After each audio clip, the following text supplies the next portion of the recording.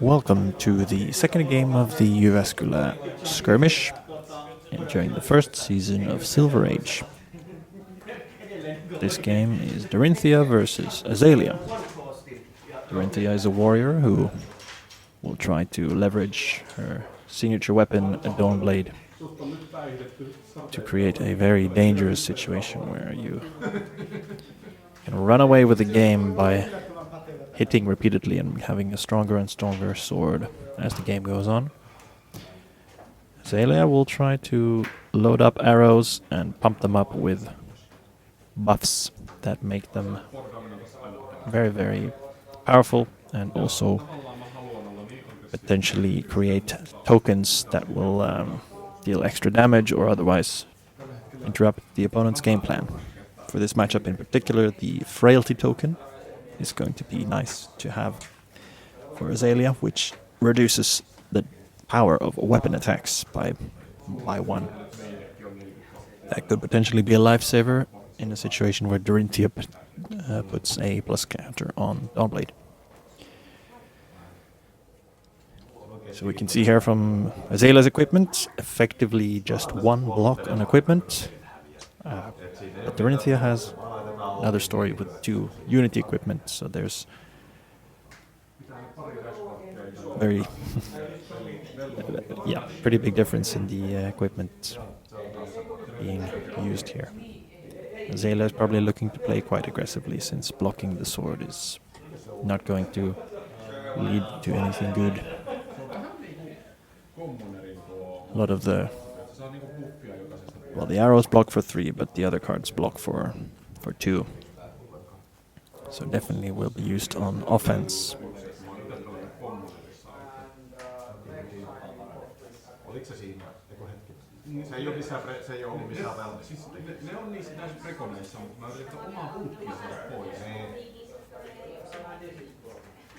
Notably, there's no anti-dominate tech from Dorinthea on the boot slot, which makes sense, since you really want those boots as a warrior to be able to give go again to your weapon attack. The refraction bolters.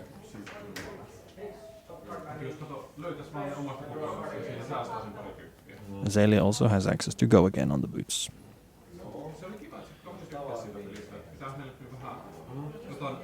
Azalea player is probably looking to get a dominated arrow here on the first turn, so we'll look at the top 2 cards with Talismanic Lens.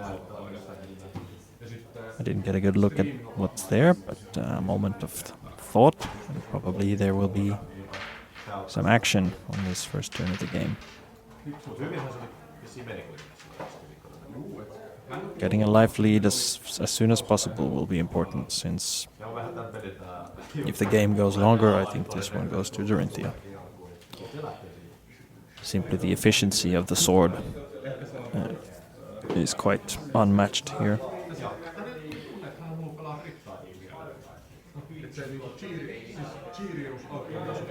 Death Dealer loads a card.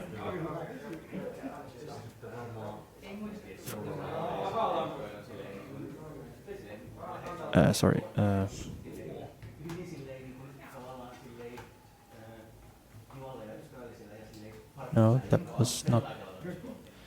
That was just an Arsenal pass. From the looks of it.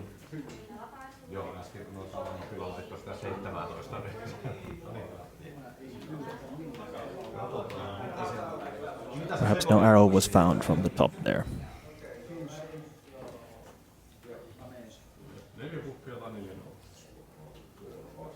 Sending an arrow without dominate on the first turn is probably not going to do much good.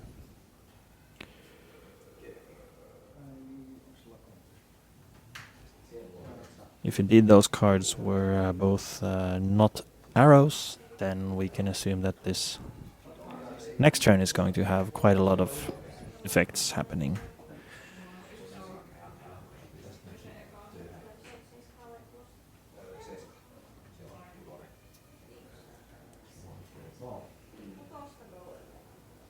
From Azalea. Well, let's see if Dorinthea can apply the pressure.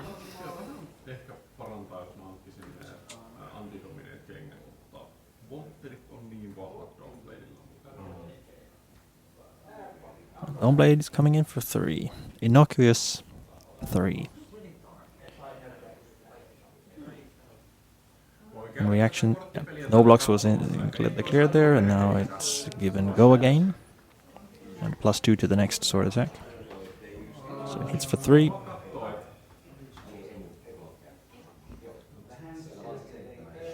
A moment to think about the next move here. Just a second sword swing. This time for 5. And it also hits, giving a counter to the Dawnblade.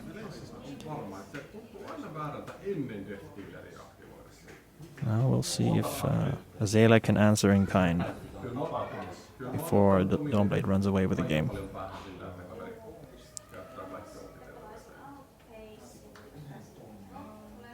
Lace with inertia, coming from Arsenal. Then a resource from Garland of Spring.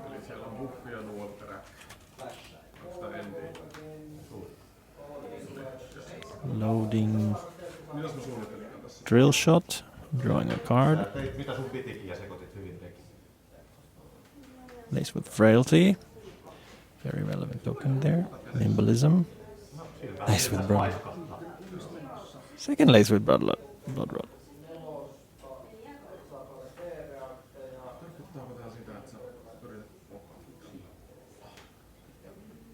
So that's an arrow coming in for 19. That would create frailty and 2 blood rots.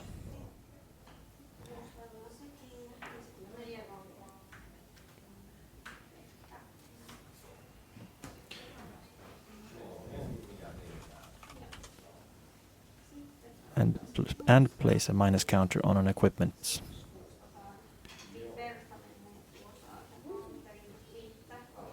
Oh, did I? No, maybe it was inertia.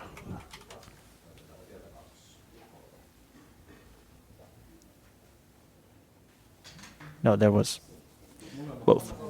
There was both. It went to the graveyard there. It's not represented on the table.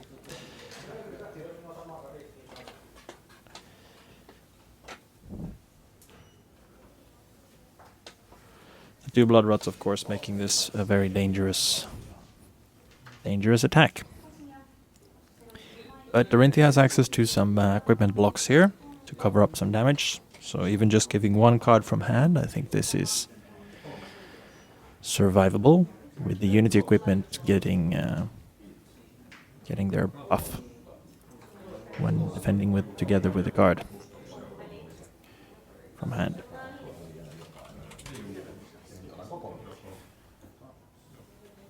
We see, yes, the full equipment block here, and expecting at least 1 card from hand.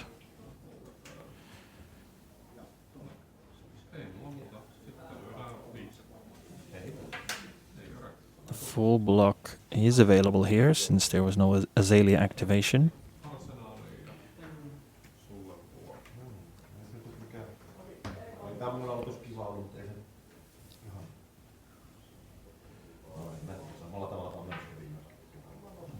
Right, we see 2 cards from hand, making this a total block of 11.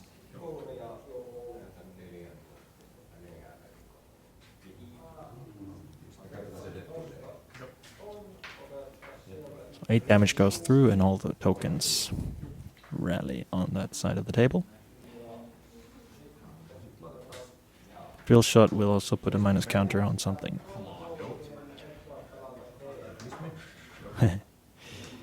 But not Blossom of Spring. One of the Unity pieces will be rendered obsolete, destroyed from the temper ability.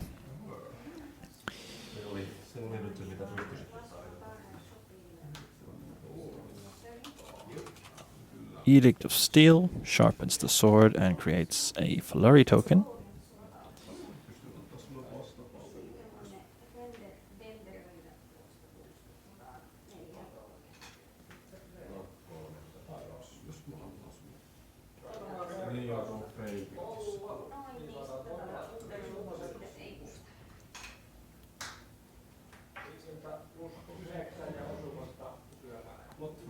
There's 4 go again here.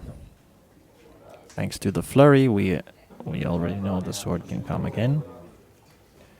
But Dorinthia's ability, if there is a hit, will grant an additional attack. Thanks to the frailty, the sword is not attacking for 5. Dorinthea players commenting on the blue cards there that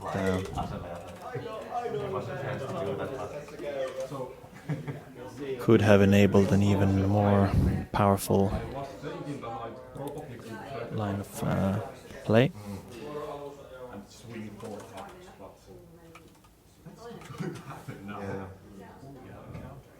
With backside of the blade, which could have granted an additional attack.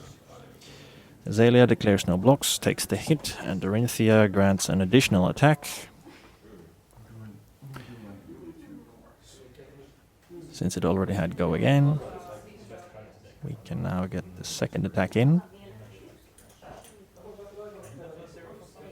For 4.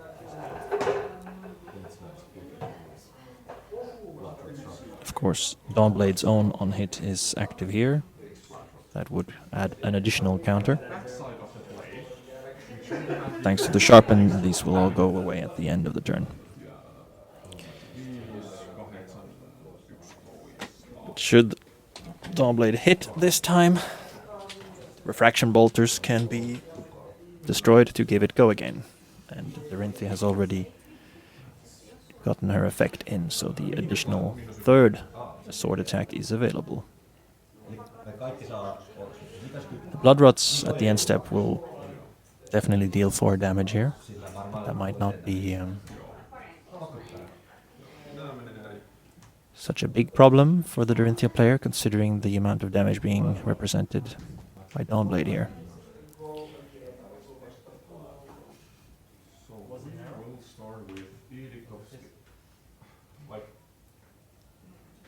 We will not reveal anything about what the top card was.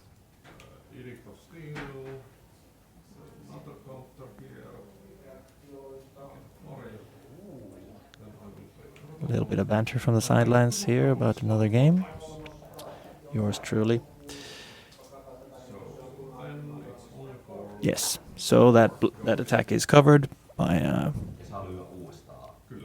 a card from hand and equipment, so the refraction bolters does not get to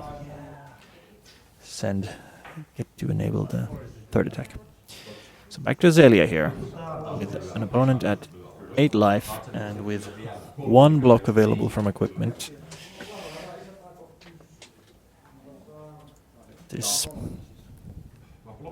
Okay, we see the arms used here to load an arrow. 2 pumps here.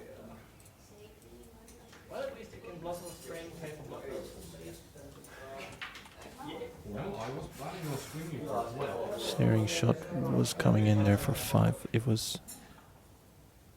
Yes, that was fully blocked.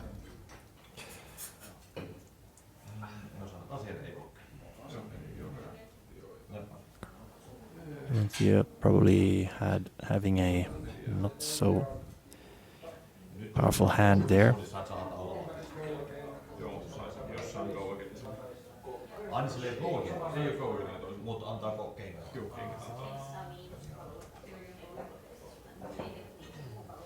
Ravenous Rabble revealing an arrow off the top here. Azalea perhaps wishing that the arms equipment was still available, so that could have become a dominated arrow. But of course Death Dealer will draw that arrow if activated this turn. Ravenous Rabble deals 1 damage.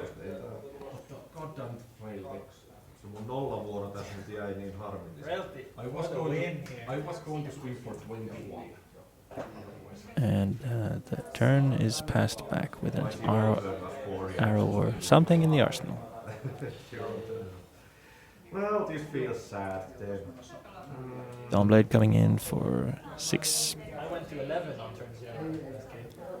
With 1 card remaining in hand and a resource floating, this could be scary with a potential attack reaction. That's That could be 9. Azalea faced with the You just kind of have to block 6 and uncomfortable decision of deciding whether And he bumped it to 14. they should expect an attack reaction or But still, it was the closest game ever. Like, not. I managed to prolong myself back from 11, down 11 now. With the cards available, it might not even be possible to cover it all. Perhaps just opting for a little bit of damage prevention here so that it's not lethal just yet.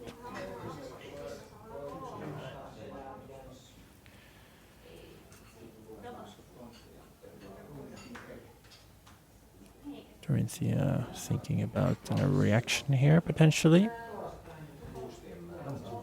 which would send a damage now as opposed to activating the bolters and attacking a second time. And we see the reaction being played here. So just sending in the damage. So that's 6 damage. Right.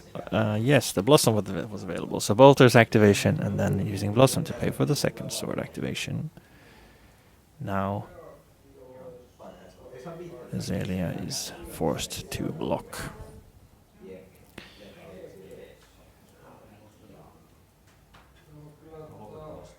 Great use of Blossom of Spring there. Exactly why that card is has such a powerful potential in many decks, but perhaps especially in Dorinthea, since the second sword attack can be really quite devastating.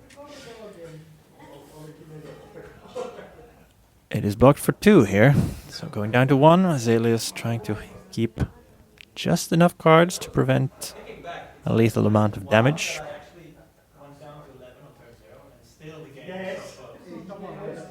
That's like, +3 from Arsenal.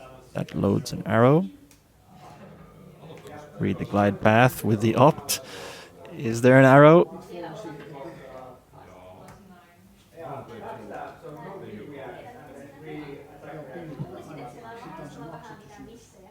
Couldn't quite make that out. Azalea, it's probably not a 0-cost arrow, otherwise this would be a very easy decision. So that could either be a... well... yeah. Probably not exactly what Azalea wanted to see off the top there. So we are presented with the option of potentially doing a blind Azalea or just sending the damage, 11 damage. But with Dawnblade having a counter here, that is a very uncomfortable thing to potentially send the turn back to the warrior. Of course, with 7 life and no dominate, covering 11 is absolutely possible. And the agility token makes the... well, okay, there's no flurry token, so we don't know if Dawnblade will ever get the second swing on the next turn. But if there is a flurry token, then that would be really very terribly bad.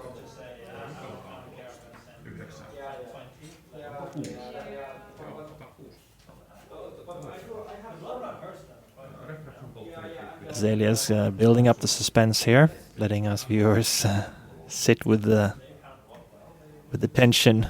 Will there be a blind Azalea?